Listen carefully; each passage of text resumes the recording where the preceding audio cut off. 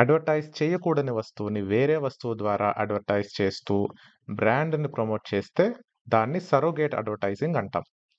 ఇండియాలో liquor related products advertise చేయకూడదు. So, drinking water, music CDs, pan masala లాంటి items ద్వారా అడ్వర్టైజ్ చేస్తున్నారు.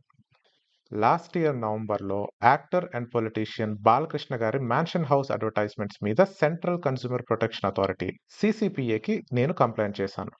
इसके बारे में इसमें ऑलरेडी हमने एक सॉरी बाबू अरे ऑलरेडी हमने बोल दिया ऑलरेडी ऑलरेडी काशन किया అందరికీ తెలుసు, 'మ్యాన్షన్ హౌస్' ఒక లిక్కర్ బ్రాండ్. కానీ అదే బ్రాండ్ నేమ్‌తో ప్యాకేజ్డ్ డ్రింకింగ్ వాటర్‌ని అడ్వర్టైజ్ చేస్తున్నారు. సీసీపీఏ నుంచి ఇంకా రెస్పాన్స్ అయితే రాలేదు. ఎప్పుడైనా ఒక కంప్లెయింట్ ఫైల్ చేసినప్పుడు అధికారుల నుంచి రెస్పాన్స్ రాకపోతే మనకున్న option RTI. So, RTI application file చేశాను. కంప్లెయింట్ రిఫరెన్స్ నంబర్ ఏంటి అండ్ ఏం యాక్షన్ తీసుకున్నారో ఇన్ఫర్మేషన్ ప్రొవైడ్ చేయమని. చూద్దాం ఏం రిప్లై ఇస్తారో. సెంట్రల్ గవర్నమెంట్ డిపార్ట్మెంట్స్‌కి ఆర్‌టీఐ అప్లికేషన్ ఫైల్ చేయాలంటే పోస్టల్ చార్జెస్ అండ్ ఆర్‌టీఐ ఫీస్‌తో ₹85 వరకు అవుతుంది.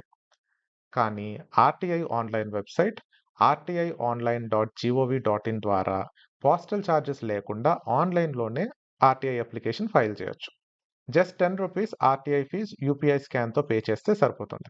ఆర్‌టీఐ అన్నది ఒక బేసిక్ నాలెడ్జ్. ప్రతి సిటిజన్ తెలుసుకోవాలి అండ్ యూజ్ చేస్తూ ఉండాలి. అప్పుడే డెమోక్రసీ స్ట్రాంగ్ అవుతుంది.